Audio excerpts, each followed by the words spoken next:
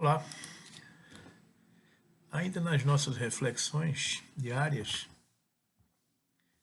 hoje nós estávamos ponderando, pensando, refletindo a respeito dos planejamentos encarnatórios, das tarefas, das missões que competem a cada um de nós, a cada um dos que conosco convivem e vivenciam as experiências encarnatórias. A gente, a gente observa que aqui e ali aparecem companheiros que têm uma capacidade de realização muito ampla, almas dedicadas à realização da construção e equilíbrio de sua família, almas dedicadas à realização de empreendimentos empresariais, sociais, realizações de grandes vultos em diversos campos da natureza. E assistimos também outras almas que passam ao largo das encarnações, tocando a sua vida particular, sem grandes preocupações com a realização do conjunto, com a realização do todo. E nessas reflexões a gente ficava pensando como se dá o planejamento encarnatório de cada uma dessas almas, como as coisas acontecem. Porque o plano de ação de algumas almas, essas que são mais responsáveis pela construção coletiva, pelas obras coletivas, são mais pesadas, né? E aquelas outras que têm almas que também não são boas, não são ruins, também não são más, mas que tocam a sua vida sem se preocuparem muito com o conjunto da realização da sociedade como um todo. E nessas reflexões a gente estava ainda nesses dias estudando a obra de André Luiz, a obra No Mundo Maior, e estamos chegando no final da obra, a partir do capítulo 17, onde André Luiz aborda com Calderaro a visita às cavernas, o limiar das cavernas, uma região muito densa, onde habitam almas e espíritos muito sobrecarregados, muito sofridos, com muitas dores, mas filhos de Deus, todos merecedores de sua graça, de seu amor, de seu resgate, de seu reencaminhamento para a luz. E a gente estudando essas obras, a gente viu, a partir do capítulo 17 e 18, um reencontro de André Luiz com o espírito de seu avô, Cláudio, que havia na Terra conhecido pouco, que quando ele desencarnou, André Luiz ainda era muito jovem. Mas essas histórias que acontecem na Terra, as almas se comprometem no campo do dinheiro, no campo das riquezas materiais e acabam atingindo outras almas, acabam roubando as perspectivas de futuro das outras pessoas, enganando, traindo e coisas dessas corriqueiras que nossos espíritos já devem estar acostumados por termos feito e usado bastante ao longo de nossa trajetória espiritual. Mas essas histórias que nós, como espíritas, sabemos que nós somos responsáveis por aquilo que construímos. Então, dentro dessa visão, a gente viu que o espírito de André Luiz encontrou com seu avô, encontrou numa situação difícil, no limiar das cavernas, e nesse reencontro procurou atendê-lo, procurou socorrê-lo, e ele estava numa excursão a esse ambiente, chefiada por Cipriana, um espírito de escolma, um espírito de envergadura, desses que conseguem realizar as coisas servindo ao Cristo, ou na terra, ou na pátria espiritual. Então Cipriana, ouvindo a história e o relato de André Luiz, vira para ele no capítulo 19 e diz: eu sabia, André, que não terias vindo a esta visita sem nenhum resultado.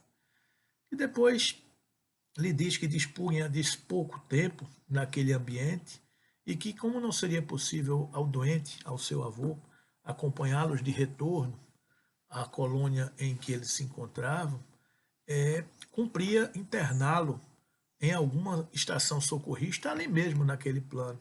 É um outro detalhe interessante, né? Nas colônias espirituais, a gente sempre ouve falar dos postos de socorro e de atendimento, mas nas regiões mais densas, o socorro do alto também não nos falta, não falta a nenhuma das almas. Então, lá dentro, nas próprias cavernas, existem espíritos abnegados que compõem, que realizam obras de construção, de apoio, de amparo a estas almas difíceis e caídas.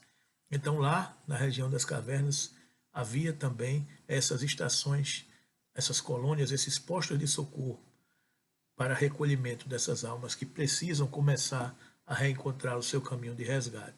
Então Cipriana dizia que precisava internar o seu avô em uma dessas colônias, ali mesmo naquele posto, uma vez que a condição espiritual de seu avô não permitia que ele fosse para um outro ambiente, num patamar fluídico mais elevado.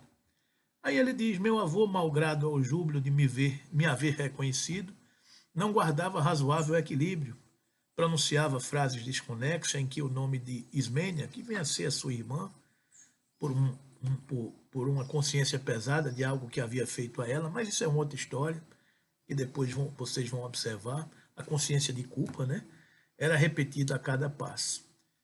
Não podemos esquecer, acentuou a venerável instrutora Cipriana, que o irmão Cláudio precisa de tratamento e de cuidado. É impossível prever quando se achará em condições de respirar a atmosfera mais elevada.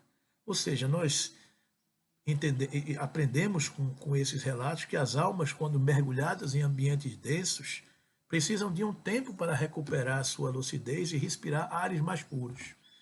Assim dizendo, generosa e meiga, auscultou o velhinho, semilouco, examinando-o maternalmente. Decorridos alguns instantes, informou: André, nosso enfermo, para melhorar com mais rapidez e eficiência, deverá retornar à experiência carnal. Ou seja, para melhorar a sua condição espiritual, de libertar-se das culpas e das mágoas que o fazia sofrer tanto naquela região das cavernas, precisaria urgentemente reencarnar. Nesse caso, então, disse eu, André Luiz, humilde, poderíamos merecer seu auxílio, irmã? Ou seja, pergunta a Cipriana se ela poderia ajudá-lo nesse processo de reencarnação. E aí tem a revelação que eu trago para a gente estudar e refletir. Quando a gente pensa nessas almas comprometidas com o todo, ou aquelas almas comprometidas apenas com a sua vida particular. Como não? Respondeu Cipriana. Em se tratando de reencarnação por meras atividades reparadoras, sem projeção nos interesses coletivos, de modo mais amplo, nosso concurso pessoal pode ser mais decisivo e imediato. Temos nesse sítio os grandes números de benfeitores, providenciando reencarnações em grande escala nos círculos regenerativos. Vejamos como estudar a situação futura deste irmão. Pois bem, meus irmãos, está aí mais uma revelação de aprendizado para todos nós.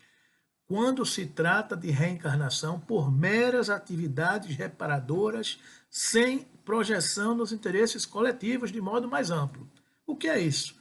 São aquelas almas que reencarnam com uma tarefa específica do ponto de vista da sua evolução pessoal, mas sem se preocuparem com o processo de evolução coletiva da família, da sociedade, do orbe, da doutrina, do cristianismo. Ou seja, a particularidade da sua encarnação diz respeito apenas à sua condição pessoal encarnatória. Daí a gente vê que no agrupamento familiar a gente vê essas almas que estão expoentes de projeção e de comprometimento não só com a sua família mais próxima, mas com a sua família mais expandida, com a sociedade, com o seu trabalho, com a instituição social que ele faz parte, com a instituição religiosa que ele participa e que ele faz crescer. São almas de grande valor e de grandes responsabilidades. Ou seja, a gente não pode comparar o planejamento encarnatório do espírito A com o espírito B. A cada um segundo as suas necessidades, segundo as suas obras, como nos ensinou Jesus. Está aí a doutrina espírita nos projetando mais luz para a gente entender que muitas vezes a gente quer cobrar de um irmão que conosco convive responsabilidades maiores com os objetivos da família, da sociedade, do planeta, quando essa alma talvez não tenha capacidade, ela esteja apenas vivenciando uma encarnação para cuidar das atividades meramente reparadoras, para ela, sem projeção de interesses coletivos de modos mais amplos. Que possamos aprender sempre com a nossa doutrina espírita, essa luz que nos dá informações para que a gente consiga viver melhor. Obrigado, Jesus, por esse processo de educação.